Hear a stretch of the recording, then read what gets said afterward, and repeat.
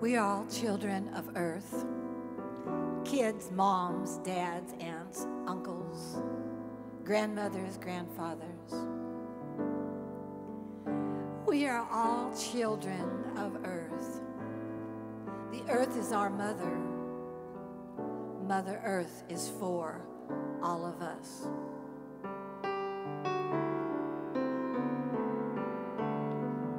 We must all be kind to our mother, take care of her and love her. Mother Earth has many children. All living things are her children. The plants, animals, birds, fish, insects, reptiles, and the people. The human beings have responsibilities to take care of the living natural world. The mother takes care of us, provides all we have. If we do not care for her, she cannot care for us.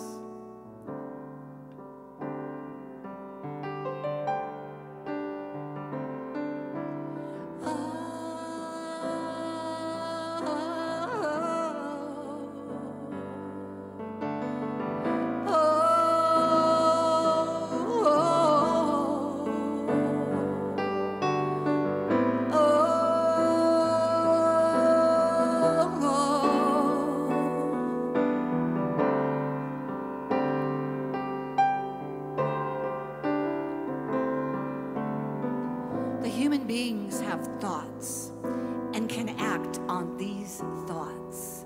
How the human beings think affects all the living things. Human beings are caretakers to take care of Mother Earth, protect her with good thought. We are all children of Earth. Kids, moms, dads, aunts, uncles, grandmothers, grandfathers. We are all children of Earth. The earth is our mother, and Mother Earth is for all of us.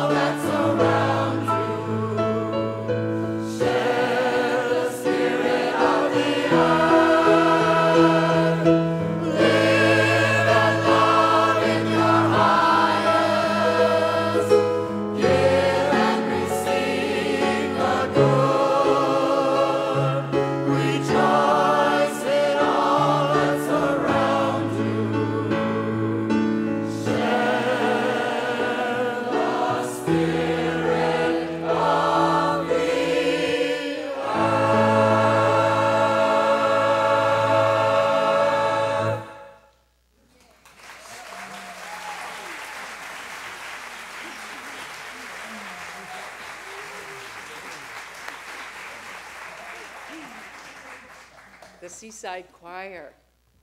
One more.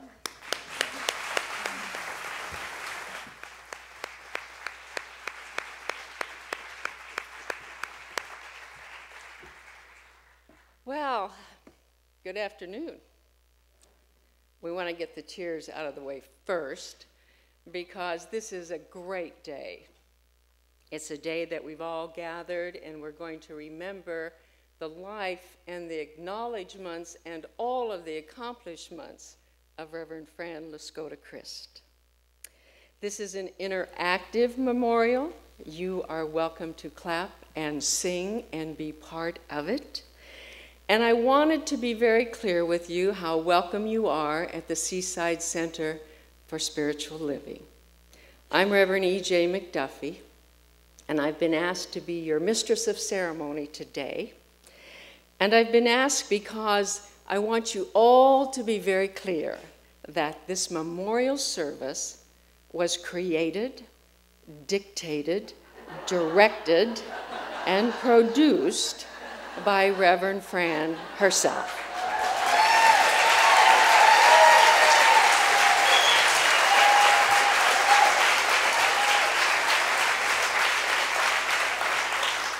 I'm sure that most of you know that she had just a little control thing, but she was a master at organizing events. And so this event was dictated on a Saturday morning to her sister Tina, Carl, Dr. Hootman, and myself. She knew exactly what day of the week she wanted, what time of the day she wanted, who she wanted, and what she wanted them to do. And so, it is our commitment today to see that that directive is carried out to the fullest. And so, to help us open up our time together, I want to introduce to you the senior minister of the Seaside Center for Spiritual Living, Reverend Christian Sorensen.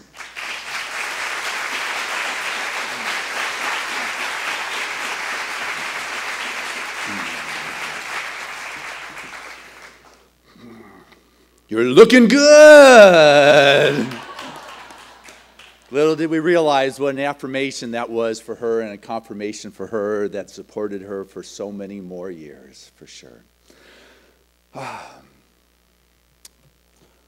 Reverend E.J., one of Fran's best friends, one who was there for her for appointment after appointment after appointment for the last 4 years.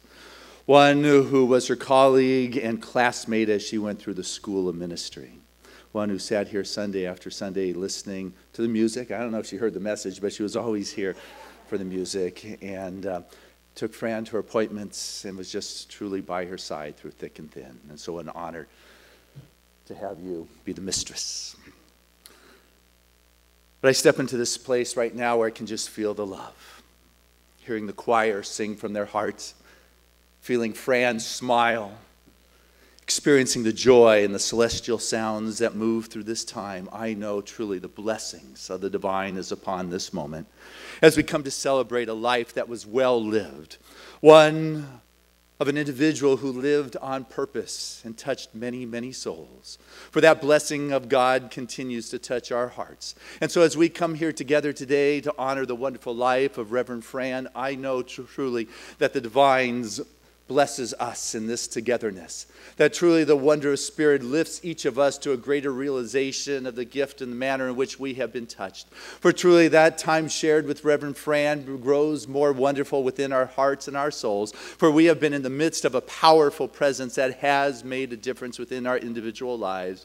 So coming together in this love space, coming together to celebrate a life well lived, we move forth together in this time, just open to the gifts that emerge. And so it is. Amen. And before I got to give up my spot, Reverend Fran, I get to say a couple words. And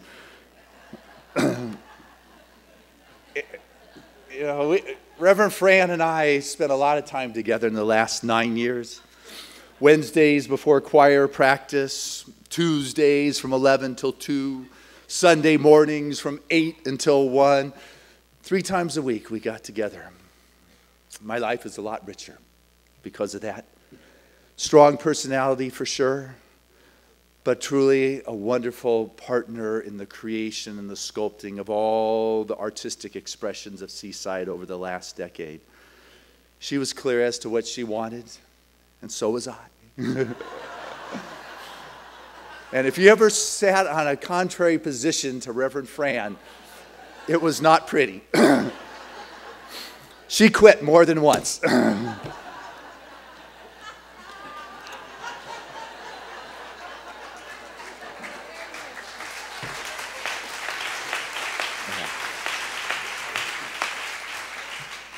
I want you to know it's your love that kept bringing her back. Her issue around sculpting things as she perceived it and to make sure it was delivered came from, without a question, her love for you guys. Her desire to make sure what was delivered was of the highest and best. And her love for you, she had no comprehension of the impact that she made on your lives. She wanted to be able to experience the love that came back. And if there was anything that was a shortfall there, she never fully could get it. And so she kept trying more and more to give you the best she could. And a couple years ago, after battling the cancer for a couple years, after one more operations, the doctors closed her up, proceeded no further, and sent her home to die. But Fran, in her strong personality, refused the verdict the doctors gave her. And she gave us 2 more years of glorious sound and music and love. And time again, she said it was because of the love that you gave back to her that made the difference in her life, that gave her the ability to heal. Fran loved her choir. You know, she's sitting right here next to Reverend Marcia and just beaming from ear to ear to hear you guys sing from her heart. And it was such a special moment a couple weeks ago when we sat down together and just shared Fran memories. They're beautiful memories, and that legacy lives within all of our hearts. Fran, I can only share about the last 9-10 years. You know, when I first got here in 91, Bob said, man, there is this monster piano player who's got this husky voice that you like by the name of Fran. You got to get her. But she wasn't ready, and we weren't ready, and that didn't happen. And so she found her way into Dr. Harry Morgan Moses' church. And Dr. Harry shared with me, she used to sit there while he talked and worked on crossword puzzles. But something clicked in her and went on to take practitioner classes and ministerial classes from Marilyn Hall Day. And she was very proud of her reverendness. She was ordained by Reverend Marcia Hootman. And she came here when we were looking for a musical director. I called Dr. Ricky Byers Beckwith. And she said, you got to get Reverend Fran. And Fran arrived here as a wonderful expression of life. Playing most nights down at the West Gate, we would go down and listen to her. Many people would venture in there and listen to her playing for the Stars. She taught kids during the day in 4th and 5th grade, and she continued to escalate Seaside to wonderful expressions. Our services here at Seaside have been impacted greatly by her love and her presence and her heart and her caring and her control. And the thing about Fran is that she didn't have to be the star ever. She wanted the production or the show to be the star. She was so generous in what she gave of her time and her talents and her beloved husband, Carl. Yeah, you can use Carl. He'll do something. But I can remember, for me, one of the musical highlights that took place here was an evening of her music, and she was singing Brianna by Fleetwood Mac. And all of a sudden, Mark Lessman on the saxophone started blowing this horn wild. And then Bob took it over and took it to another level. And then Mark went even louder. And there was these dueling saxophones, and the place was going wild. They were berserk. People were standing on their chairs cheering. And there's Fran just pounding the piano, just taking this place to another level. For her, it was about the production. It was never about her. What she cared about was delivering the best for you guys. And she was the artistic director for Seaside. And her spirit lives. I don't know what we're going to do with our candlelight service with her gone. She made it very clear, Christian, do not lead the songs.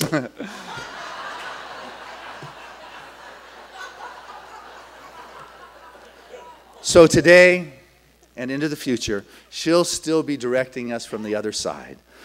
And so I just open my heart for the wonderful music she planned. As I look out, I see all sorts of musicians here. And if she just realized that you guys would show up, I know she would have had you sing, but she didn't want to impose. We're doing it in the middle of a Sunday afternoon, so it would not impact the musicians' Saturday night gigs, Friday night gigs, and got them home in time on Sunday. She cared. And so, and to honor Fran, make sure you don't leave here without signing up for next year's Sunday morning expression at Seaside. Fran would be proud of me not to miss this moment. And know that as we sign you up, that it'll be a tribute to her. But I could keep talking all day. My life has been surrounded by Fran for the last 9 years. And so my heart is open and wide as we send in the clowns.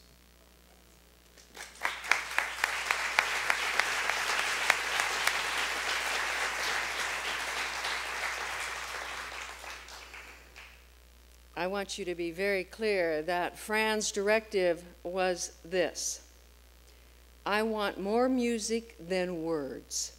And that's what's going to happen today. I want to introduce to you Karen Giorgio singing Send in the Clowns. Thank you.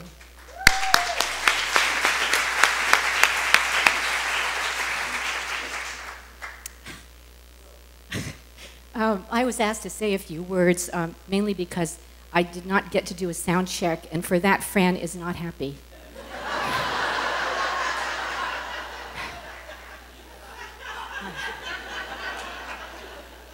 Oh, well, I got a laugh, thank you.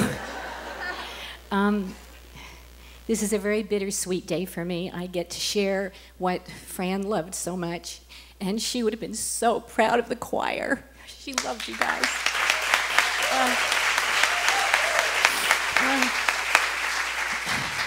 Although I'm not part of Seaside, I was very much a part of Fran's life and her life here at Seaside. Fran and I go back some 14 years of friendship. We shared the job at the Westgate Hotel as singers and pianists, and we shared many, many stories. I heard many stories. Yes, I did. That's all I'm going to say. I heard many stories. What I remember most about, we talk about her little control issue.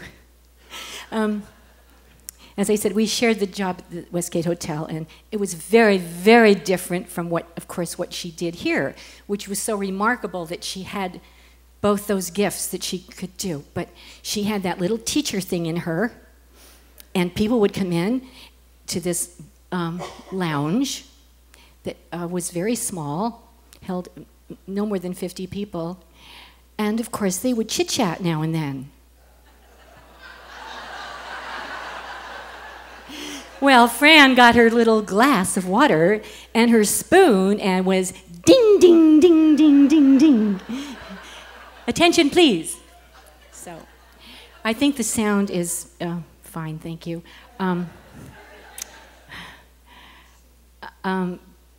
Fran ordered me to sing this song. I love the song.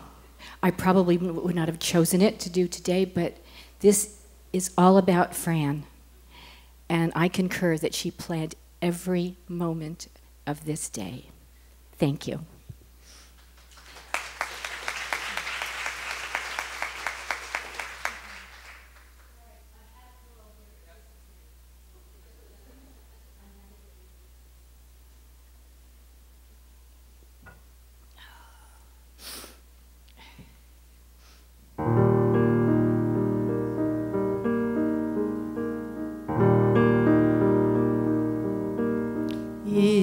Isn't it rich? Are we a pair? Me here at last on the ground, you in midair. Send in the clouds. Isn't it bliss? Don't you approve? one who keeps tearing around, one who can't move. Where are the clowns? Send in the clowns. Just when I stop opening doors, finally knowing the one that I wanted was yours, making my entrance again with my usual flair, sure of my lines. No one is there.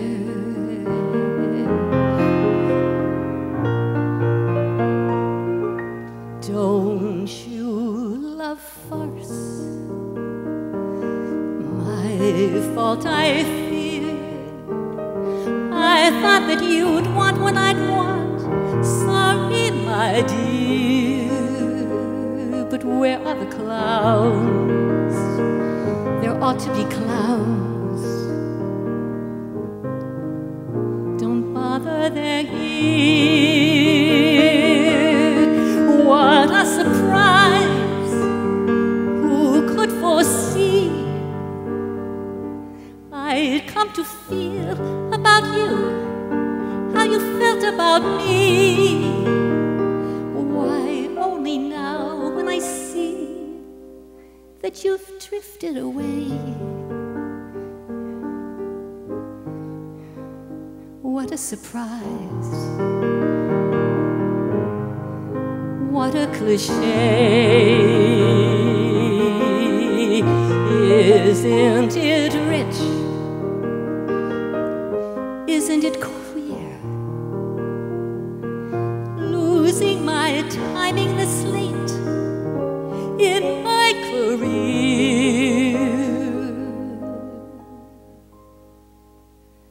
But where are the clowns? There ought to be clowns. Well, maybe next year.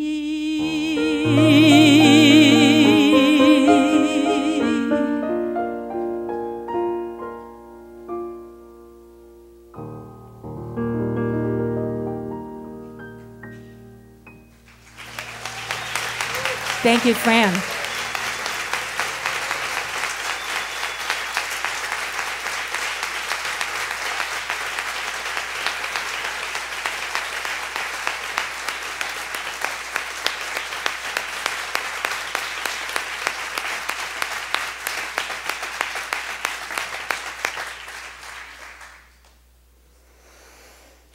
Well, now I want to introduce to you something that made Reverend Fran so happy, so proud, and that was the Seaside Band. Gentlemen.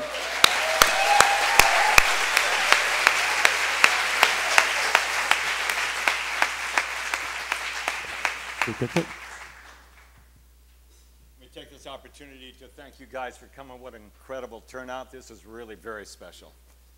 And I want you guys who don't know us to greet Bob Mathis, the leader of the Jazz Quartet.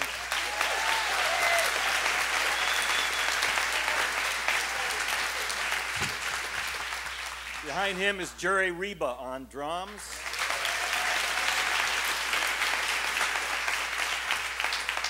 The wonderful Tom Bishop on bass.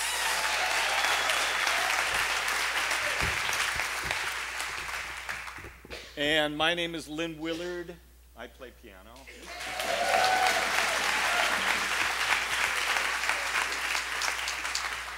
We'd like to recognize Mark Lessman, who is in your programs. He had another job that he's coming from. Hopefully, he'll come in while we're still playing and join in with us, as he's on his way over. So we're going to play a song by Herbie Hancock. This is called Dolphin Dance. Again, this was ordered by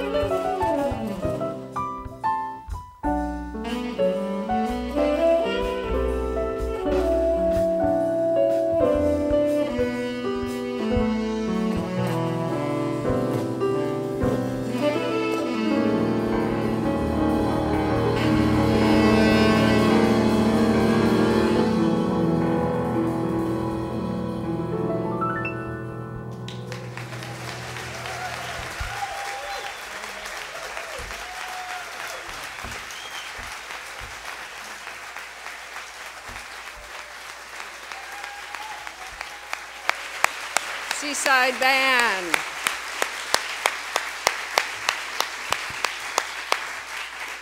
Thank you very much. We're not used to getting that much reaction for a jazz tune. It never happens, ever. That's not true.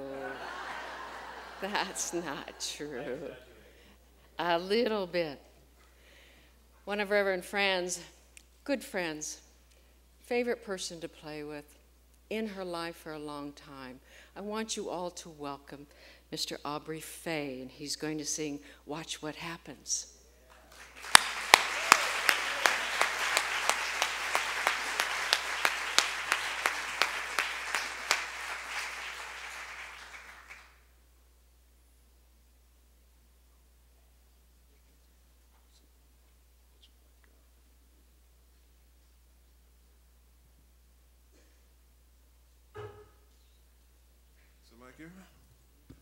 You sure now? All right. Wow. Pat Burke on drums, please.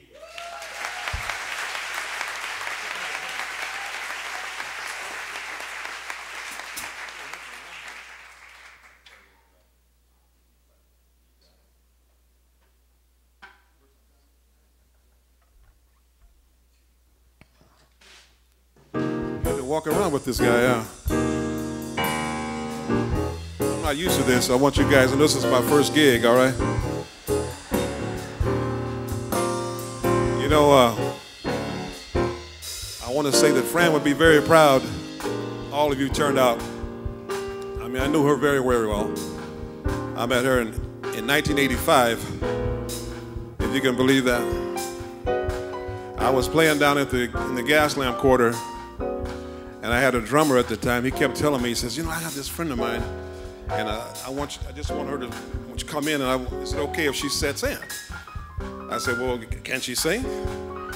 You know, he says, yeah, you know, she can, you know. I said, so every week we were watching the door for her to come in, and she never came in. You know, I'm like, well, when is she coming in? You know, and all of a sudden, her and Carl came in. I think they just got married at that time, I think. Yeah, they were newlyweds. And she finally came in, and I could tell, first time I saw Fran, the way she walked up on the stage, she had that control thing, you know. I was saying, you don't even know me, you know. But she just came up and just took over the band, you know. But we had a lot of great times together, you know. She played with me quite a bit. I had 2 bands. And the only time that she got mad at me was the time we were playing. Every time we played somewhere, we always did really well. Club owners loved us, you know, they wanted to sign us up, you know, that type of thing. And I had 2 bands going because I'm a full-time musician. And so I had at that time, they had Lights Out Jazz going, right? They had Hollis Gentry and, you know, Mark Lessman, who's going to be here shortly, right? You know, so it was a clique. I wanted to get in that clique because it was something that was new, it was taking off. And the main thing, you know, you got your name on the radio, you know? They advertised us, you know? We made great money, you know, so I said, Fran, you know, I really want to stay at the Grand Hotel with you to do this duo, but I got a chance to, you know, branch out a little bit. So that was the only time that she was mad. But you know, the funny thing about Fran, what I noticed, when she would get mad, she would do her best work as far as singing. No, I'm serious. I'll never forget, we're playing this club, and you know how club owners are. They always want more. You know, it's time to go home, and they go, well, can you guys do, you know, a couple more songs? And so Fran was like, no, we have to go home. And so we would go ahead and do the song, but man, she would jump into this song called Rescue Me. Now, you guys know the song Rescue Me? Man, I'm telling you, I've heard every singer in the world from where I'm from, all right? She put soul in that song, and she really sang it very, very well. Yeah. How about these guys over here? What do you think? This is my first time up here, actually. I know Lynn Willard. I played with him, and I played with Pat Burke back in the day when I was 12 years old. He was 21. I don't know, I just met the bass player, and I met the saxophone player, Bob Mathis. They used to call him Mad Dog, you know. All right, I'm through. One thing about me, you know, when I do a song, I like to do it my way, you know what I mean? You know, because when you're in the jazz world, as a singer, especially when the Lights Out Jazz came out, they didn't want singers in there. They wanted saxophone players and guitar players, right? They didn't want, I'm also a trombone player, right? They didn't want trombone players, they didn't want singers. So I happened to see Art Good on a happy hour, and so I was doing my little, I got this little thing, I play bongo.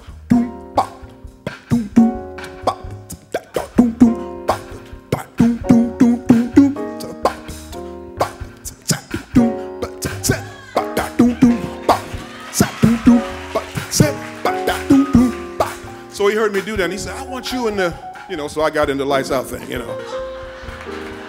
And the other thing about it, funny thing, you know, because most of the male singers of today, all of them sing in the higher register, you know, they're all tenors, you know, James. I have nothing against tenors, but, you know, you're supposed to be a man, you're supposed to be able to get down here, you know. Like, you know, I love you, baby, show you right here. Oh, yeah.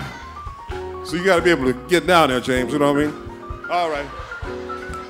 I know the man that's probably went, this is not the Aubrey Faye show, but this is what Fran wanted me to do, okay? You know how she is. Once someone start believing in you, let him hold out his hand, let him touch you and watch what happens. Oh, want someone who can look in your eyes and see into your heart. Let him find you and watch what happens. Oh, no, I won't believe your heart is cold. Maybe just afraid to be broken in two. Oh, want someone with a deep love to give that deep love to you, and with magic you will see that is someone who give you his heart. I said someone who cares like me. Lynn Willard.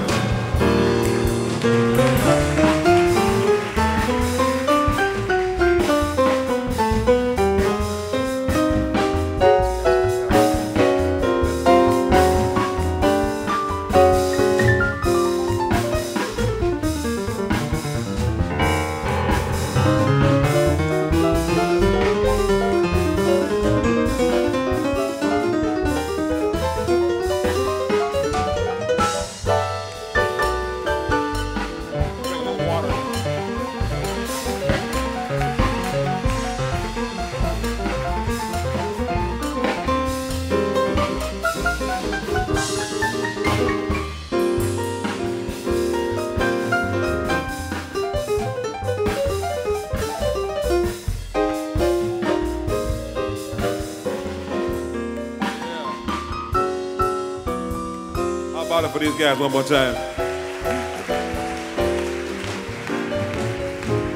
All right. Once someone start believing in you, let him hold out his hand, let him touch you and watch what happens. Oh, want someone who can look in your eyes and see into your heart. Let him find you and watch what happens. Cold. No, I won't believe your heart is cold. Maybe just afraid to be broken and two. Well, I want someone with a deep love to give that deep love to you, and with magic you will see that is someone who give you his heart. I said someone who cares like me, someone who give you his heart. I said someone who cares just like me.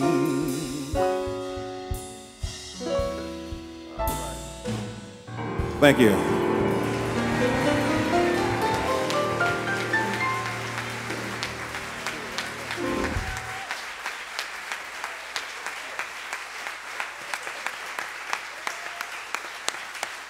right, Aubrey Faye.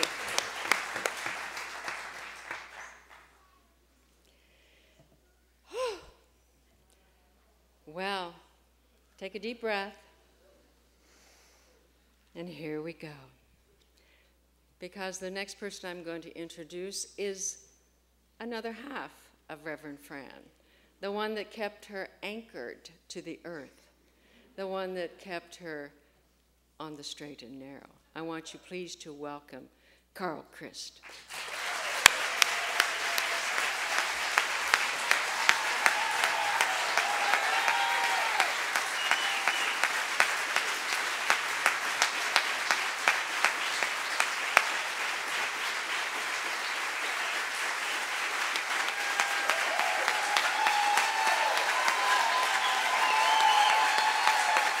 All right.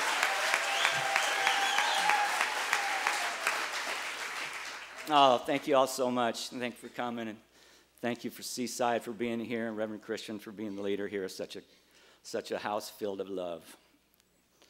Go for the love. Go to the love. That's a story that comes a little bit into this talk.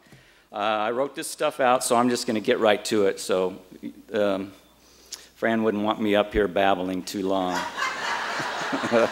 So I'm going to try to make some sense, and I got a couple little stories that you may not know about Fran and I, and so here we go. Well, you know that Fran had a lot of gifts, and not the least of which was the command of the English language, okay? And she was always eager to share it, as you all know. If you ever happen to talk to her on the phone, she could go on and on and on, and just when you think you had a chance to get in there, bam, it turned and it went on and on and on and on.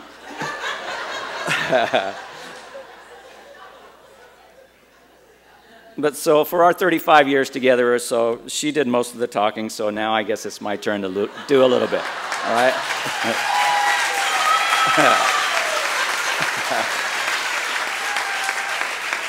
But she had a gift. She had a gift of it. She used the English language really well.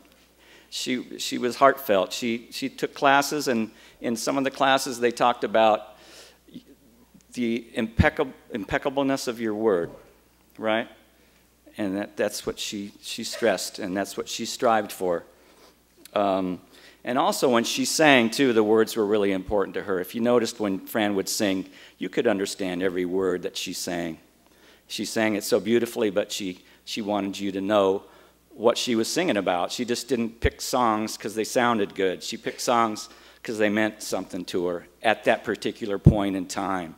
There was something profound going on in the world, or something that she needed to get out and sing about, and that's what she did. She did it beautifully.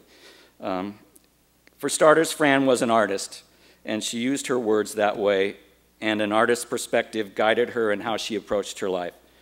She was an amazing poet and could type beautiful thoughts at 100 words per minute. And if you ever got emails from Fran, you'd know. I mean, her emails were like this long, and they only took her that long to do. It was like, bam, it went from her head and it came out. So her mind was always working, thinking of the best possible outcome or program or song or whatever was before her, as Christian talked about. She always wanted the best and wanted it to be good. And she also used her amazing intuition, not only their intellect, but she had some kind of a soul, some kind of an intuition that just knew what was going to work. Even if it sounded crazy, she'd just go right on with it, and you know what? Most times it did work, you know. She didn't copy anyone. She did everything her own way. Fran did it her way. And it reminds me of that song, God Bless the Child. It's got her own. She had her own. Nobody gave it to Fran. She went out and got it. She defied all odds and aspects of her life, and she was raised in a very dynamic family environment, to say the least. But there must have been something special in that household, because all of her siblings, and they're all here today, turned out to be very successful in their lives and have fantastic families. Bill and Val, Margarita and Craig, Mike and Cher, Tina and your Bill, Jacques and Julie. Would you all stand so we can acknowledge you guys, please?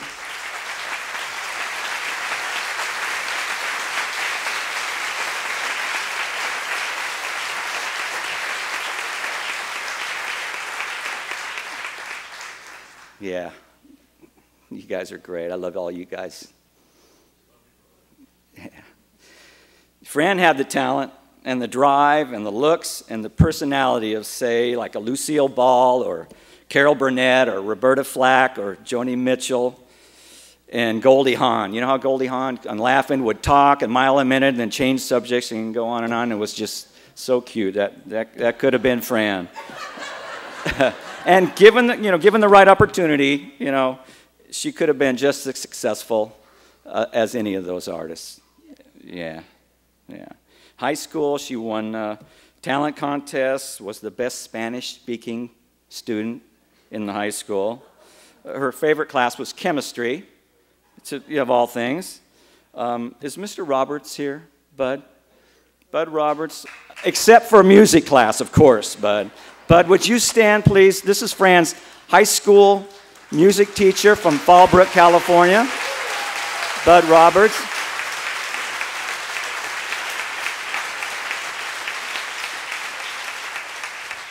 Yeah, she loved you. And she always would tell the guys in our choir what she learned, what you told the guys in your choir. Sing like men, boys. Sing like men. So you guys remember her saying that over there? Yeah, okay. All right. Okay, she was a great student.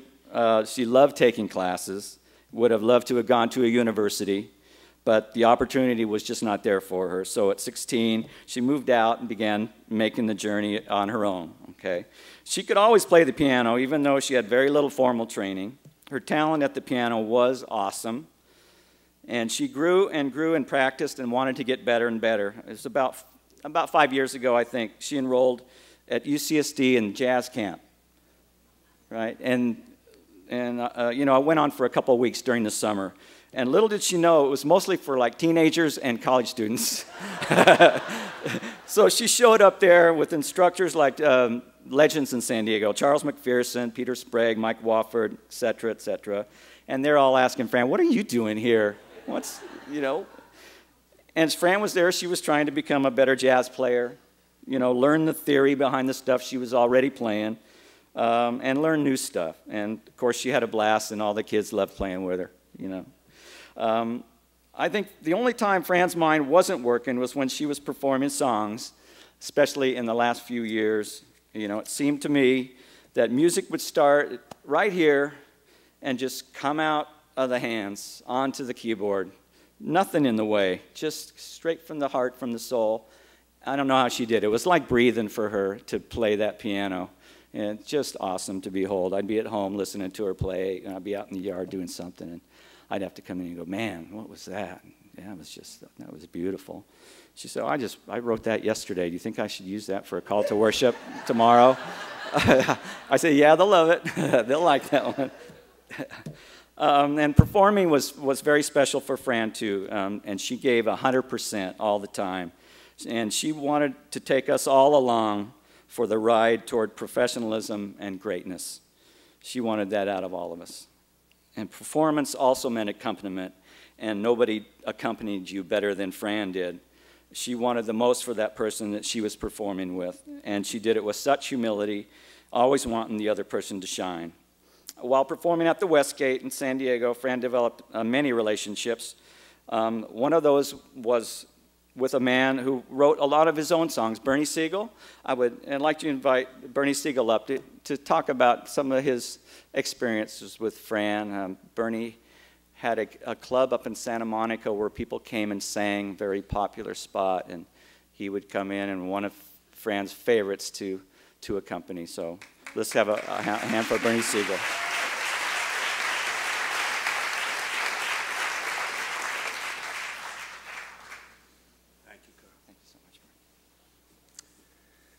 Yesterday, I traveled up to Los Angeles to attend another service. It was a memorial service for a woman by the name of Henrietta Pelta, a wonderful pianist, but she lived to the age of 95.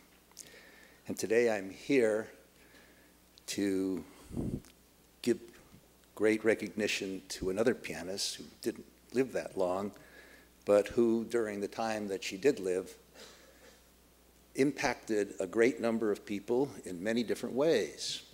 And I think most of the people here know her from being a part of this organization with a strong spiritual message involved. I knew her almost exclusively for her participation as the pianist in the lounge at the Westgate Hotel. She was there for the 10 years that is indicated, and I was a guest in that lounge for virtually that entire time. And it was always such a delight to find somebody who not only could play the piano as well as Fran did, but who was willing to let other people experiment with musical ideas that they may have had. Singers, including myself, who are not nearly as adept or well-trained musically as Fran was, she'd still allow them to participate, nurture them, help them, and be willing, as was true in my case, to even endeavor to play some of the things that they had written themselves.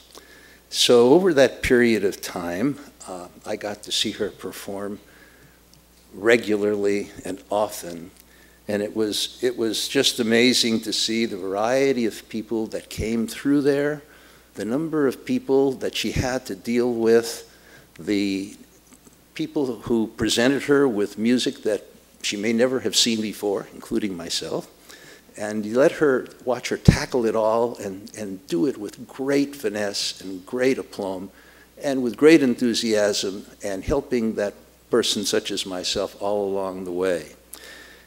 I did not know at that time that Fran did not have the kind of formal musical education that one associates with that kind of talent, but I'm amazed all the more to learn it because she had the ability to sight read at a level that was phenomenal, something that most pianists would not dare to even try, and she did it all the time.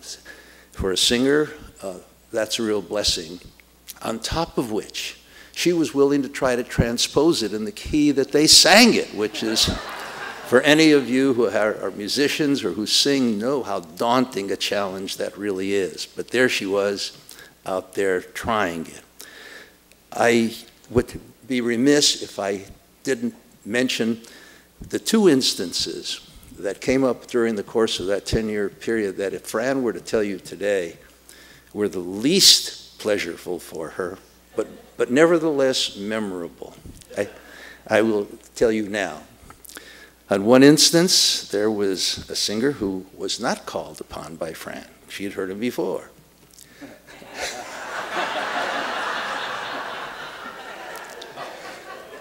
And he did not take kindly to that situation. And after she passed him by for 2 or 3 times in favor of other singers who had long come in after this first singer did, he menacingly strode toward her at the piano. And I mean menacingly. And as he did so, he looked absolutely enraged. And I saw that something really could happen.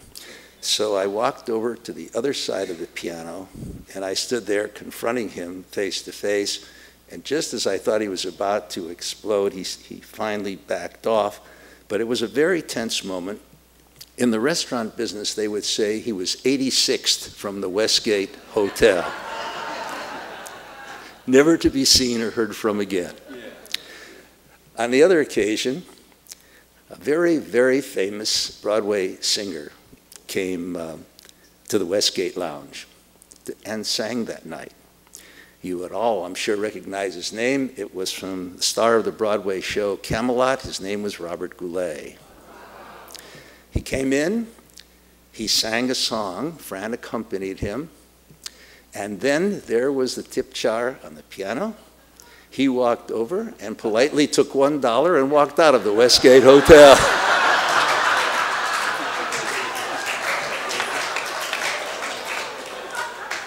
Fran never forgot that experience. I'll conclude by telling you this final episode of my relationship with Fran and with Carl. And that is, within the past year, I had a party at my home. It was a musical party. There were some wonderful performers, wonderful singers singing. They were all scheduled to be there and sing. Most of them were classically trained. The pianist had been very much classically trained. And the afternoon took place, unfolded, and it was a glorious afternoon. Carl and Fran were there just as guests on that occasion. But I walked over to Fran and I asked her, "Are you up to playing something for us here this afternoon?" She smiled and said yes. And it was a rather amazing thing, because as formidable as all this talent had been all afternoon, Fran sat down at that piano and with the feeling and emotional output, softly played, passionately played, with a communicative capability that just absolutely blew everybody, and especially myself, away. It was truly the most unforgettable experience I ever had watching Fran play the piano. And I never forgot it, and I just think it bespeaks of all of her experience with you here and her involvement with this, or with her ministry and all of the spiritual side of her life. But it all came out in that one performance. So to the extent that you all were a part of what made her what she is, I give you my personal thanks, and thank you for letting me address you today.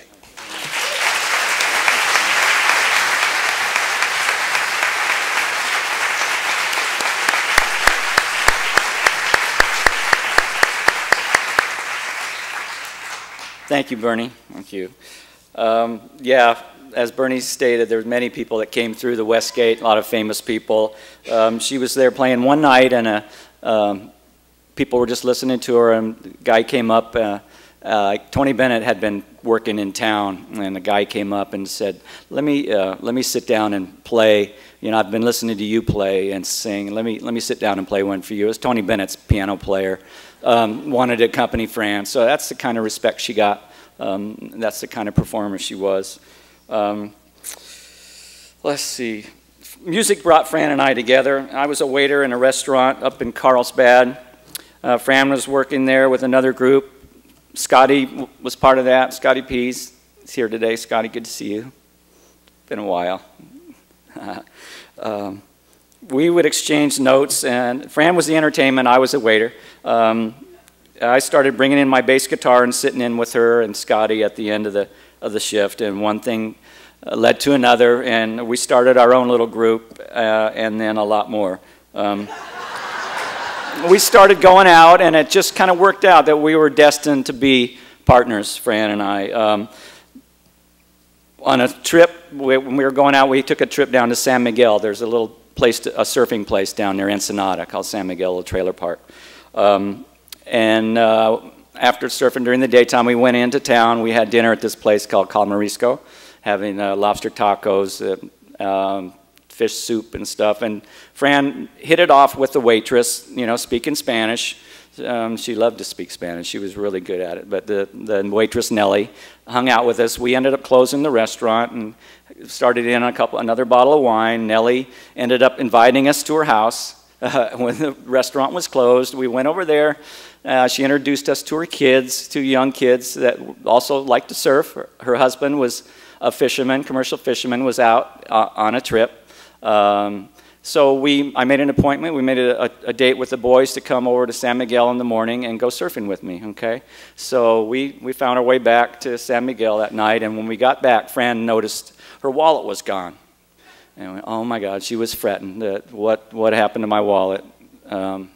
I said, Fran, it's too late, you know, to go back and look for it. I don't know if I could even find my way back there. It's late and it's dark. I said, the boys will have it. They'll have it when they show up tomorrow morning. Okay, and then So anyway, we went to sleep, woke up in the morning with the break of dawn, and we're watching outside, and sure enough, down the road from San Miguel, you can kind of see down towards the beach, and there's a little dirt road that comes up towards the apartments, and there was the two boys walking with their surfboards, and one of them was going like this. And he had Fran's wallet in his hand.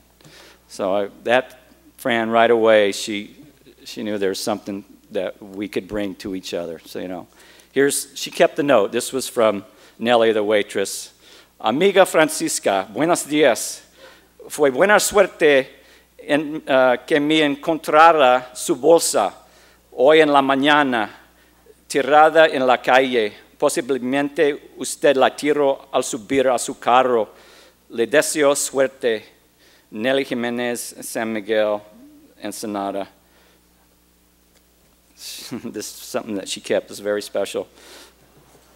So we ended up surfing and having a good time. The next thing that kind of was a special moment for us was we were performing. We had joined another duo, and there was a five-piece group, and we were playing at the Ruben E. Lee down in San Diego. It's a big paddle wheel boat, real nice restaurant. We had become engaged, and some members of our future in-laws to be were passing the hat to help us get a fund going for our rings. I think it was the Franklin sisters. Christy, you remember that? You guys were down there? And that got us going, okay? There was some donated gold and money, and at that time, we were heading out to Tucson to play a gig. At this time, we were kind of touring the West Coast. And we went out to this beautiful resort in Tucson. I played golf every day. We were at the pool every day. And then one day, Fran and I went out. There's an artist colony in Tucson back then. This was in 1983. We found a jeweler and ended up designing our rings. If you get a chance to take a look at them, they're really beautiful. This guy's, his name was Newman. I forget his first name, but a really fine jeweler out there in Tucson. But the heart of the story is that about 10 years later, he had sent the rings to us when we were married. We had them when we were married. We hadn't paid for the whole thing, but we did that, you know, in a timely fashion, I should say. But about 10 years later, Fran and I went back to that same resort and for a Christmas time, just to spend Christmas together there.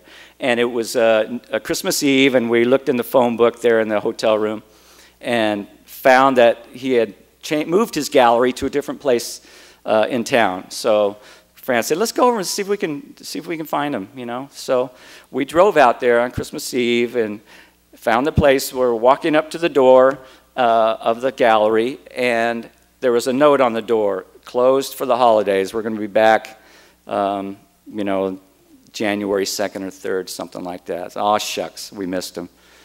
So we turned around and started walking away, and a couple and an older couple were walking right up to the door and just, and it was the Newmans and their parents, and they were coming to pick up a piece to take to a Christmas party. And we went, "Do you remember making these for us about 10 years ago?" Well, they did the job. We're still happily married, and it was just a wonderful Christmas story. Just that serendipitous kind of thing that happens. And then once again, Fran and I knew there's something good going on here. There's some love going on. All right. Okay. Then, Good Friday, it was 2010. Fran was diagnosed with cancer. And little did we know at the time, but it was in stage 4 already. But knowing Fran, she had a program to put on that night, right? And it went on, as always, flawlessly. You know, she was the most courageous person through all of this. And the zest for life never left those eyes of Fran's. And, you know, she had the eyes, and she could do a lot with those eyes. Another story, we spent many days and many, you know, nights going to tests and treatments for the next 4 years. And one of those, we were waiting in the Green Hospital radiology waiting room. And when we were sitting there, and another couple came in. They took seats directly across from us. And when I looked at him, I leaned over to Fran. I said, "That's Tony Gwynn and Alicia." And sure enough, there was Tony, probably just being diagnosed and in there for his first test. So I've managed to catch his eye, bowed to him, and sure enough, they called his name. He went in for his test, and the seat was open next to him. Fran gets up, boom, she's in that chair. I am all over that one. And so she sat down next to Alicia, spent several minutes with her, came back, and what'd you say? What'd you say to her?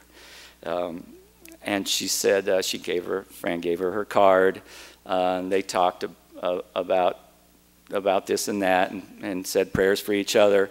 And then Fran said, the main thing Fran went over, she said, this was at a time that Tony Jr., Tony's son, had been with the Padres and had just been traded to the Los Angeles Dodgers, of all teams. And Fran, she was pissed, and she said, I don't know if I like those, what's going on here? What's going on with that? And Alicia said to her, you don't have to get mad at the Padres. She said, you just go where the love is. You go where the love is. And so that's what we do, right? Yeah. So soon after, Fran had some major surgery and was in the hospital for several weeks. And in order to get out of the hospital, they want you to get up and move around. They want you to act like you can be home and take care of yourself, right?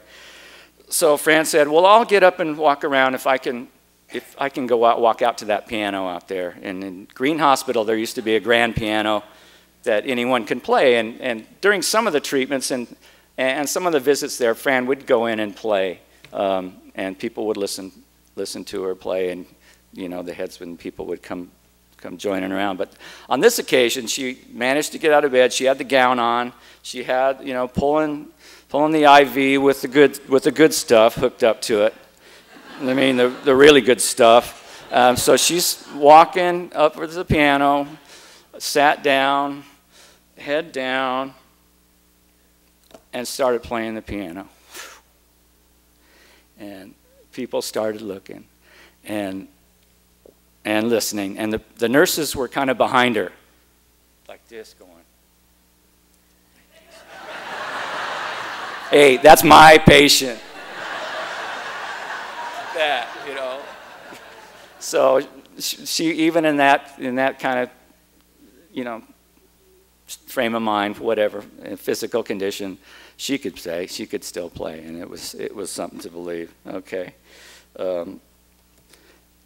When she got diagnosed and had her first few treatments, there was a little break that Fran had before she had to get anything else done. So she had a little time where she needed to recuperate. And she told me that she had been saving tip money from the West Gate.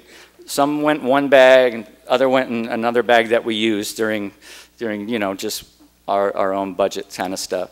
But she was saving some stuff in a paper bag. She said, Carl, I have some cash put away, and I want you to go up, whatever happens to me, I want you to go up and play Pebble Beach and play golf at Pebble Beach, right? And in order to play Pebble Beach, a one round of golf's like $500. It costs a little bit to go up there and play.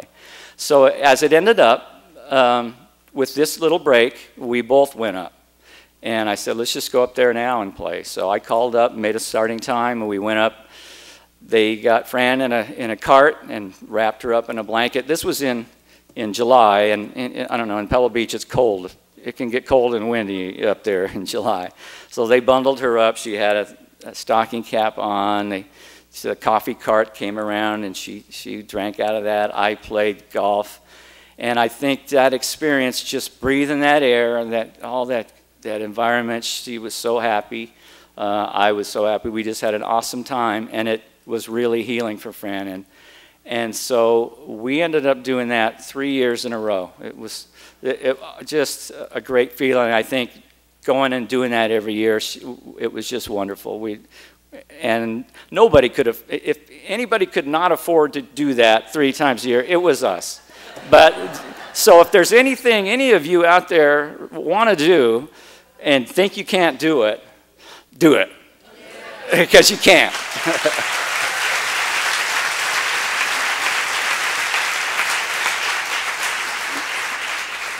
Okay, Fran gave me so much, and I feel so honored to have been able to spend this part of my life with this incredibly wise and beautiful soul, not to mention such a gorgeous, doll-faced baby girl, okay?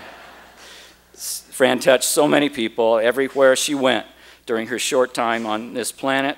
She was so talented and funny and beautiful, respectful, classy and smart, professional, but above all, she loved all people. So thank you very much.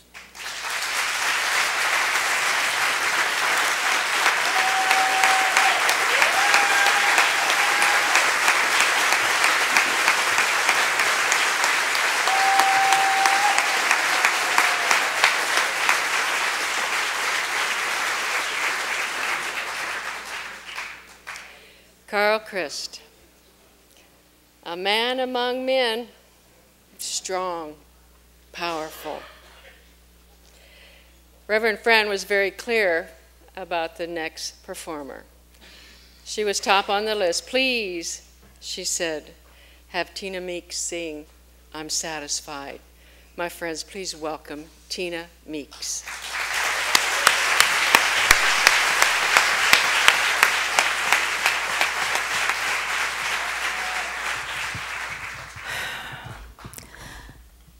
I did not get a sound check, but I'll tell you something. The first time I sang this song here at Seaside, I sat down and Fran said, "You wrote that song?" "Yeah, I should have wrote that song." I love that song. You singing that at my memorial service. And you know, the way I feel about it is that Fran is singing this song at this memorial service. Here you go.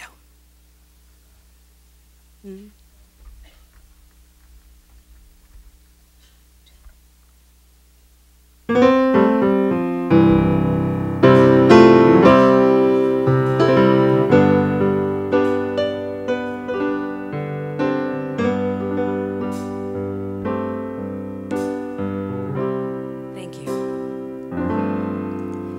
In this moment, I feel the earth move. I feel the breeze smooth across my face. In this moment, I see the butterfly. I taste the sweet wine. I'm satisfied. Satisfied doesn't mean I will ever grow. Doesn't mean I will never know anything else. Satisfied doesn't mean it's the end of my life. Just means that I'm satisfied being here and now with myself. In this moment, nothing is beautiful, nothing is wonderful. It's just what it is. In this moment, I pause to close my eyes. Whether I live or die, I'm satisfied. Satisfied doesn't mean I will never grow. Doesn't mean I will never know anything else. Satisfied doesn't mean it's the end of my life. Just means that I'm satisfied being here and now with myself.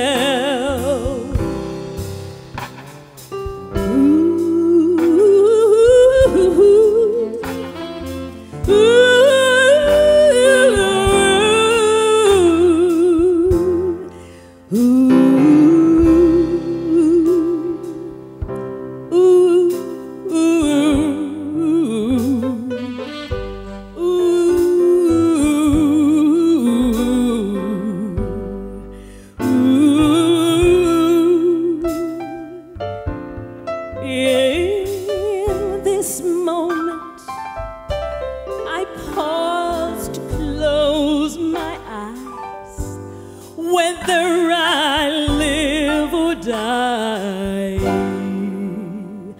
I'm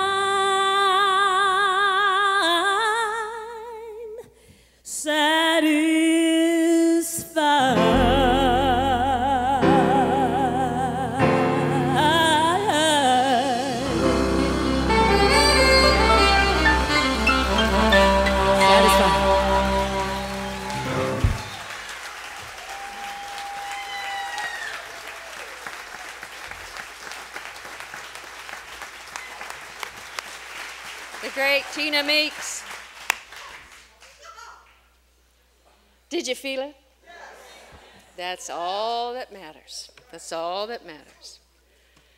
Now we're going to have some personal remembrance by Reverend Marcia Hoopman.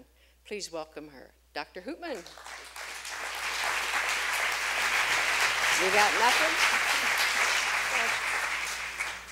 I really hate to correct the presiding minister, but I believe it's time for the next band selection.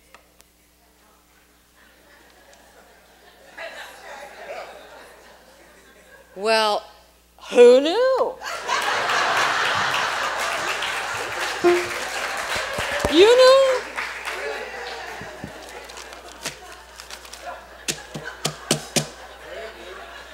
Yeah, it's nice when things don't go planned according to procedure. The Seaside Band with the great Mark Lessman.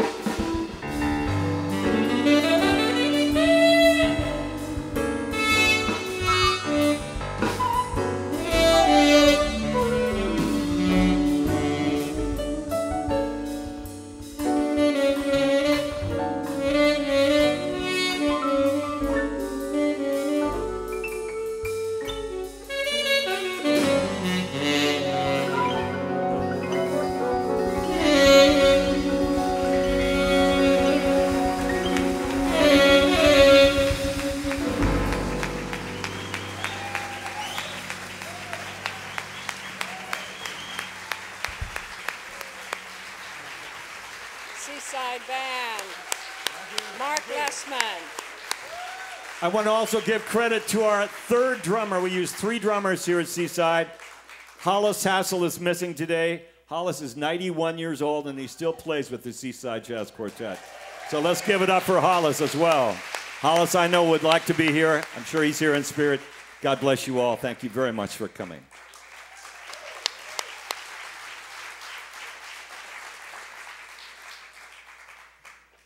Wow. Let's take another breath. Okay, we're good. Now is time for remembrance of Reverend Dr. Marcia Hoopman. Please welcome her.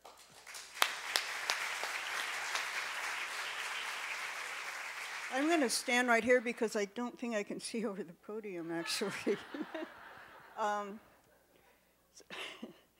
So I have had the pleasure of knowing Fran for about a dozen years, and she was not only the best musician I've ever known in my life, no offense, fellas, but and I loved it because she gave me my 1 gig a year to play the Hallelujah chorus for the choir every candlelight service.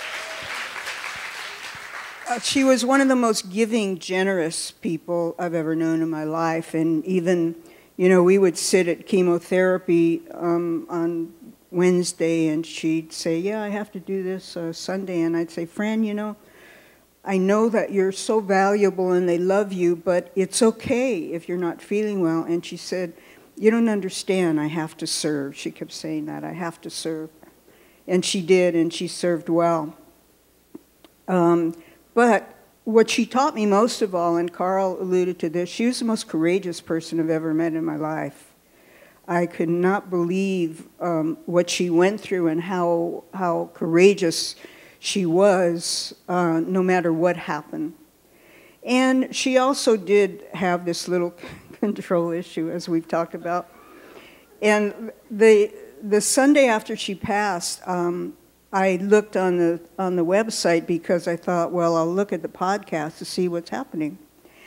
And I clicked on the website, and there was nothing there except a picture of Fran and some words underneath the picture. And I said to one of the people that were here on Sunday after she came home, I said, Karen, that was so sweet of them to give Fran that whole page this morning. She said, I don't think they did it on purpose. And so, I mean, I didn't know. And later that day, there was a note underneath her picture that said, we apologize for technical difficulties. I said, no, that wasn't technical difficulties. That was Reverend Fran. And her picture was there alone, nothing else, Sunday, Monday. I think finally Tuesday afternoon the site went back up. But she had those 3 days to herself. So when Reverend E.J. and I were with her the last few days, and Tina was there too, and she was dictating the service to us, she kept saying, I want more music than talk. And she said to me, I want you to be my sergeant at arms. I don't know what that means. I guess it means like a bouncer at a nightclub. I don't know. And so she said, what I want you to do, because I told her, you know, we usually have people give some remembrance of you or their little stories. And she said, I don't want them to talk too long. And I said, well, how many people do you want to talk? She said, not very many. I said, okay, I'll tell you what. I will hold the mic. I will go down into the audience. And both of us immediately said at exactly the same time, I know what we can do. We can have a book out in the family room. And for those people who don't have an opportunity to share their stories of Fran, they can write it in the book. We thought it through and we decided that was going to have a big line. So what we have is we have clipboards. We have 3 clipboards on each of the round tables. And those of you who don't get an opportunity to share right now, you can write a note, write whatever you like. And there's a basket on the photograph table there. And you could put that in there, and we'll make sure that Carl gets that. We have a whole book. They will go into a whole book for him.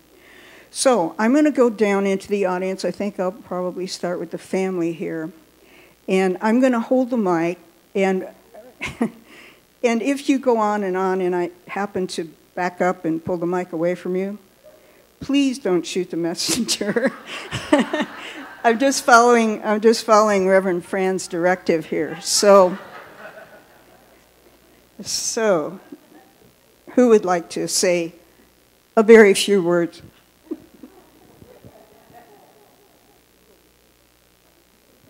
I'm her brother, okay? I'll hold the mic.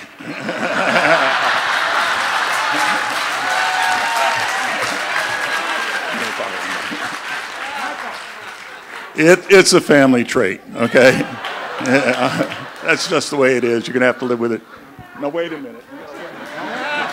This is my little brother. I'm the reason Fran had control problems. Same with him. He can't control me either. I was going to tell you all about that, but Mike's always getting in there. You may wonder how Fran got her talent. It wasn't from me and it wasn't from him, okay? It was from our mother. She was a phenomenal piano player, worked the same job that Fran had. She would disappear every night about 5 o'clock. She would go off to work, and then Fran would be left home to be the mother that she stood in for, right? And Fran was phenomenal as a little sister, but I really thought of her more as my big sister because she was, as you know, a star. And she was a star in our family as well. We had a, Carl, I think you called it dynamic family. I would call it chaotic, okay? We had a chaotic family. If you notice when our brothers and sisters all stood up, my father was Italian, sorry, my father was Irish. Their father, second father, was Czech. And then we have the Italian contingent. Well, Czech, and we Czech. And then we have the Italian connection here. My mother was married 4 times, and we were always going through some changes in the family. I think that's where the control issue started, because she really wanted to be controlled. And she was. She was the person at home that took control. I remember, I don't know who else sings, and I don't sing that much. I did play trombone. I was a trombone player, and when they heard me play trombone, they said, "Here, kid, take the stick and march in front of the band." So I gave up on being a trombone player and in medicine. I actually went to medicine is what happened. I decided that'd be a better thing to do. So I'm... That's because everything he played made a stick. We didn't rehearse this, believe me. All right. So, I went into medicine, and I'm a professor at USC, and I have been that way for 30 years or so. But I remember Fran would call me up, and she'd say, you know, I got this diagnosis, and I don't know if you know, the type of cancer that she had a horrible prognosis. It had a 6-month survival. She survived for 4 years, and I would attribute that to the love and the concern and the family that you guys represent to her, because she overcame what I thought was a terrible situation. And of course, it wasn't great, but at the same time, I never expected to see her for 4 years. And so we're very thankful to you. And our family is thankful that you represented to her the family that was so chaotic and dynamic, if you will. You actually were the family for her. And there's one other person I want to acknowledge, and that is the love of her life. The guy who really brought her...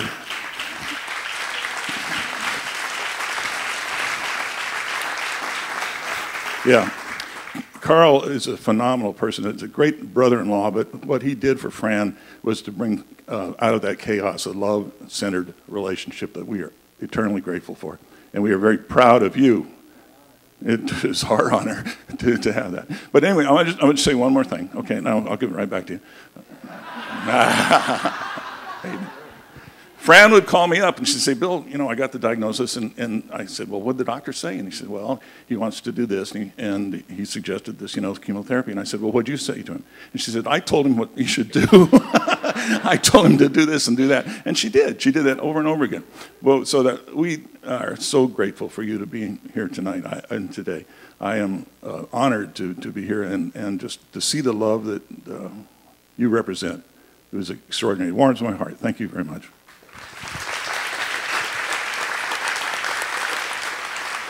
I'd just like to say thank you to all the musicians who performed and to the choir. My gosh, you sounded terrific. I'm sure your voices carried all the way to heaven. And Frances would be so proud of you. She said so many times how you were growing, adding people to the choir, different talents, and she was able, I know, to help bring those talents out. And I know you love that. Again, as my brother said, it was the love of this community, this church, that kept her going. And God bless you. Thank you very much for that.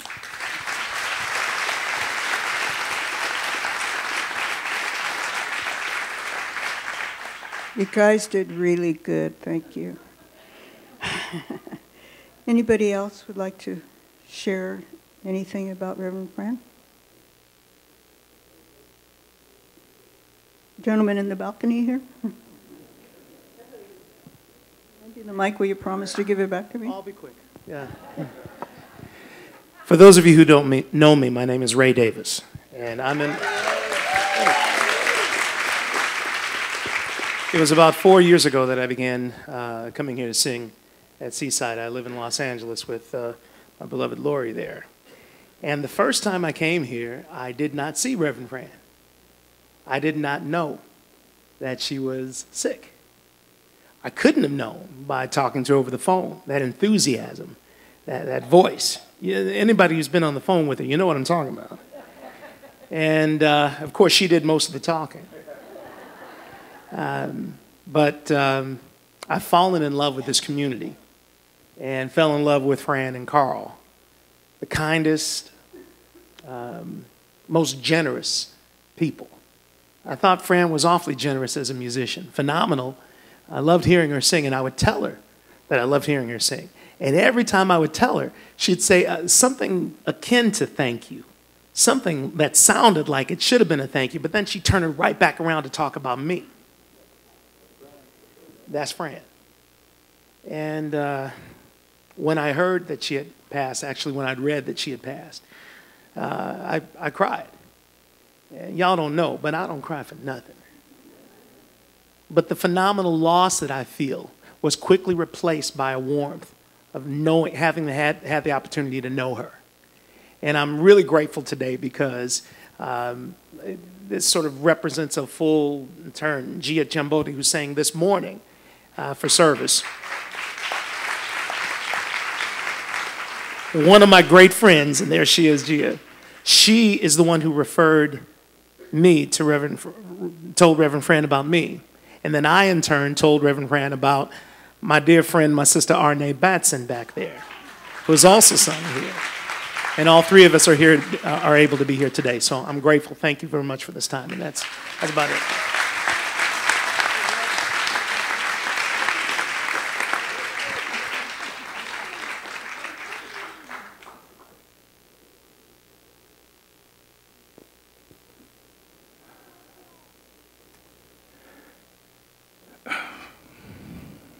I wasn't going to say anything.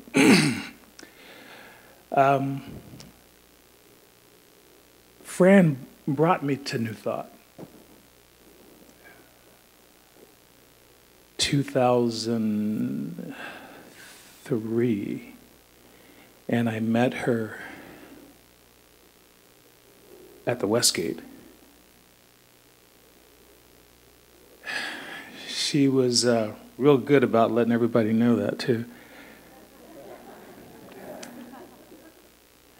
And she was really special. We didn't agree on a lot of things. But, you know, I didn't realize just how much I missed her. And it's one of those things where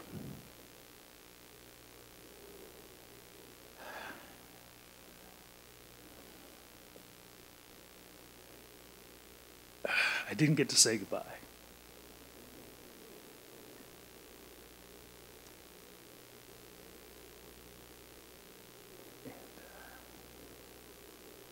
But I'll tell you, she's calling me now.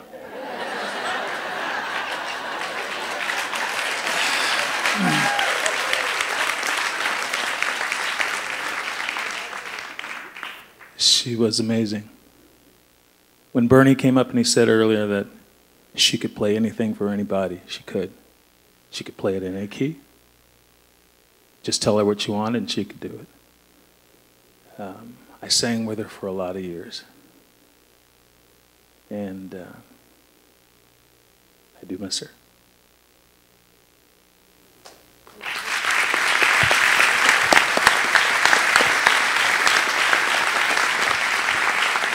Rick?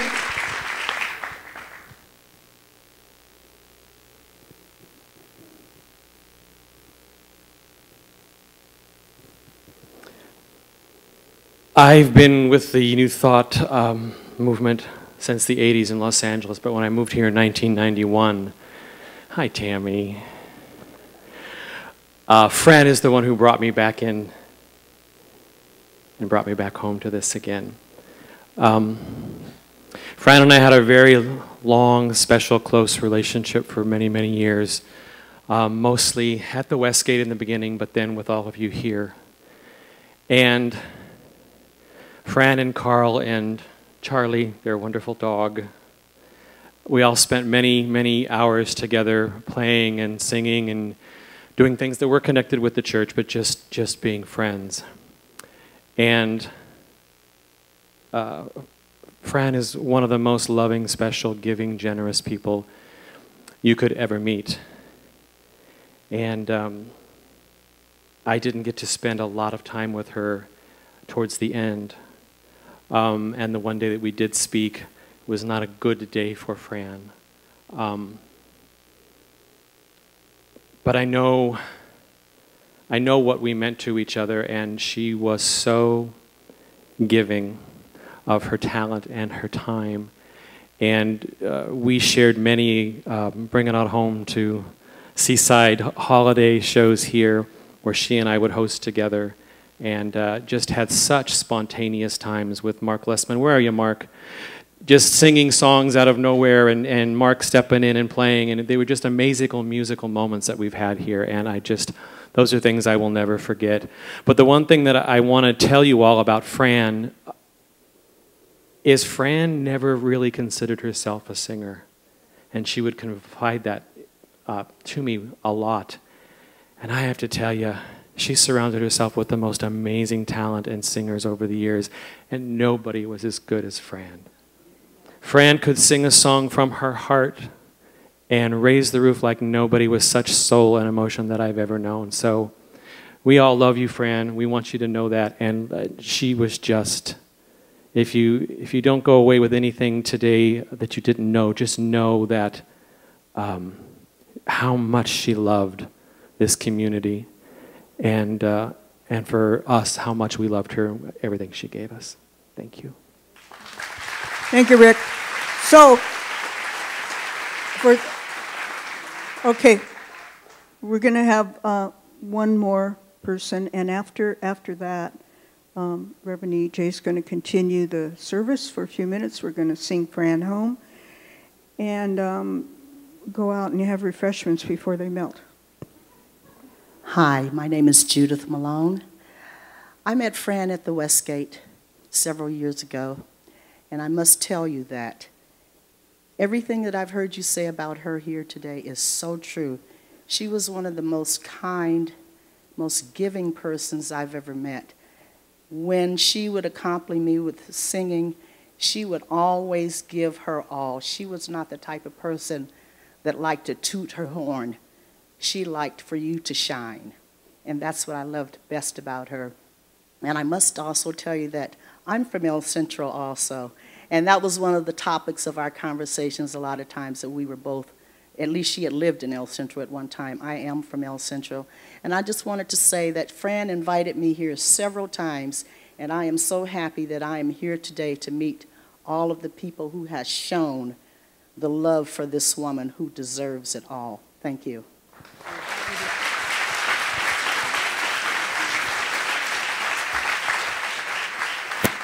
So Carl will be at the exit of the sanctuary. Carl will be at the exit of the sanctuary right after the service. If you'd like to personally speak with him, he'll be there too. Thank you. Seaside Choir.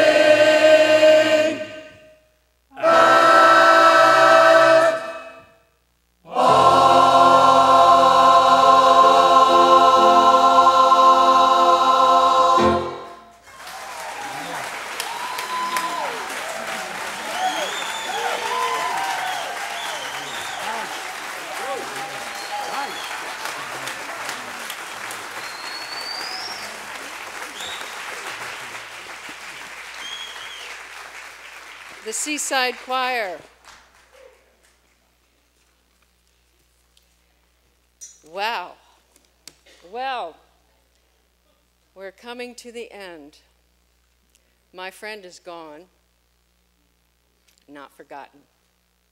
We met in ministerial school. We served together. We graduated together. We were ordained together.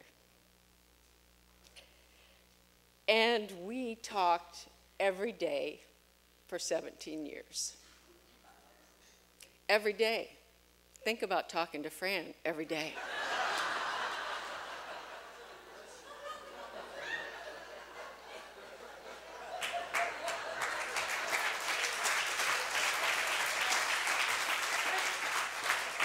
I hear you.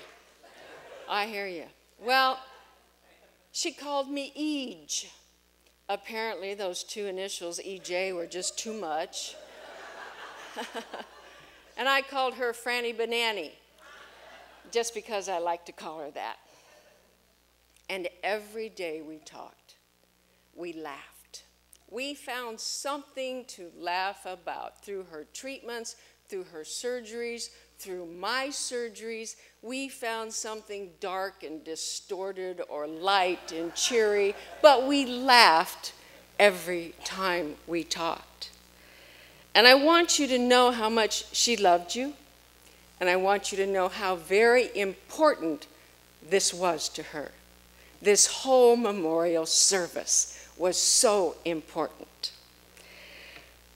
I also want you to know that on Monday mornings we had coffee on the phone and we talked about our Sundays. She would say, EJ, where did you speak yesterday? What was the crowd like? What was the music like? And then we would talk about her Sunday. And I would say, Franny Banani, what was the service like? What was the talk like? What was the music like? And she would always say to me, Eej, when I sing my song and they stand up and applaud, I'm telling you my ministry is working. I'm telling you I got them.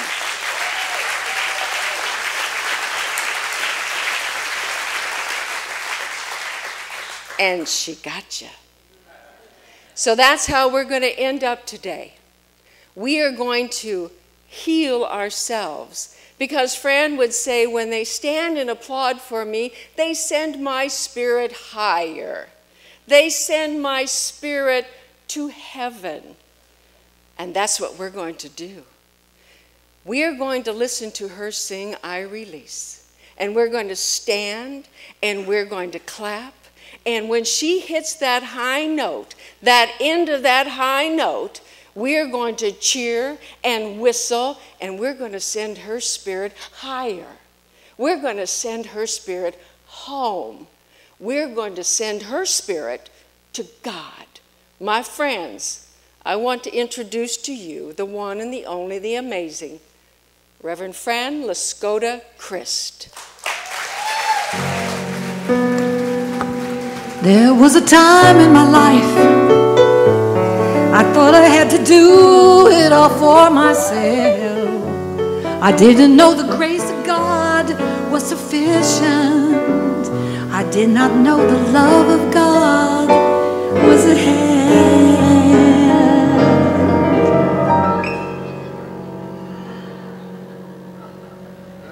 But now I can say, if you've been discouraged and trying to make it through just one more day, you gotta let it go, let it all go.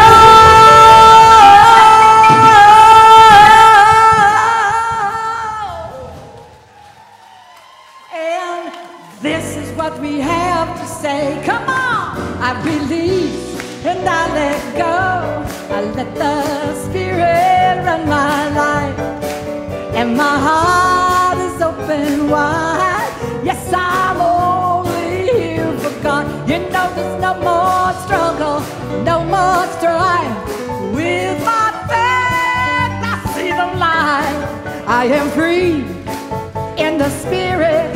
Yes, I'm only here for forgot. You know that I release and I let go. I let the Spirit run my life, and my heart is open wide. Yes, I'm only here for God. You know there's no more struggle, no more strife. With my faith I see the light. I am free in the Spirit. Yes, I'm only here for God. Seaside.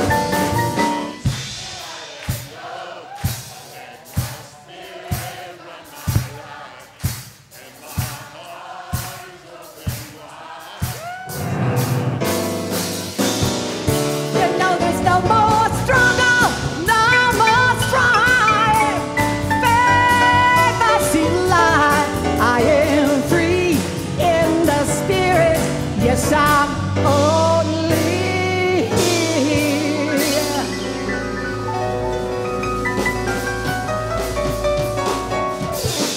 for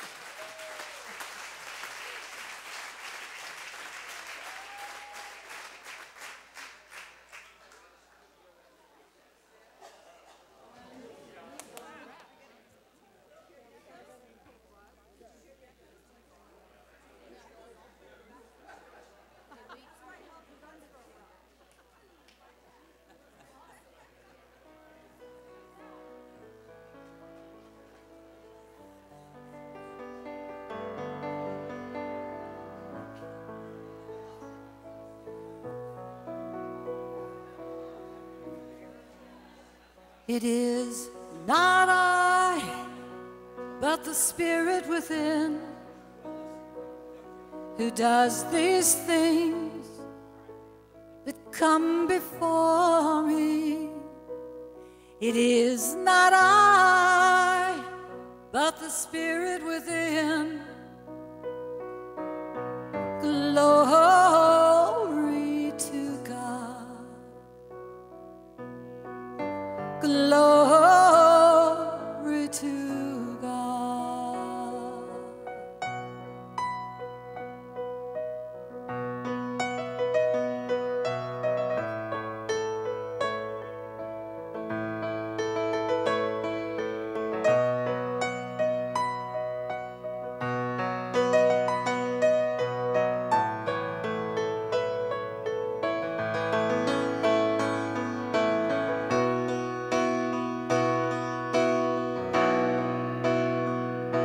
It is not I, but the Spirit within, who does these things that come before me. It is not I, but the Spirit within. A glory to God. Glory to God. Glory to God. Glory to God.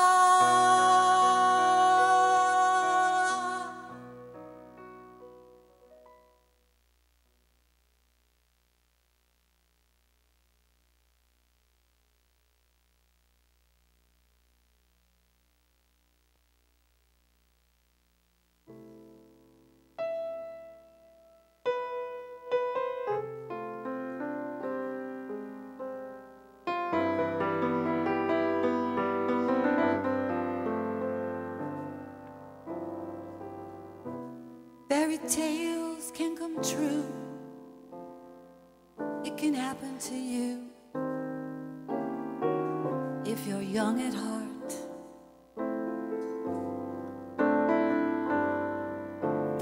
it's hard, you will find to be narrow of mind if you're young at heart. You can go to extreme with impossible schemes. You can laugh when your dreams fall apart at the seams, and life gets more exciting with each passing day. And love is either in your heart or on its way. Don't you know that it's worth every treasure on earth when you're young at heart?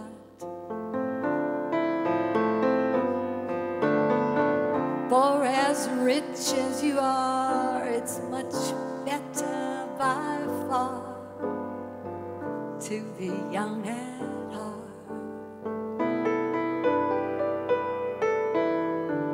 And if you survive to 105, look at all you'll derive out of being alive. Then here is the best part: you have a head start if you are among the very young at heart.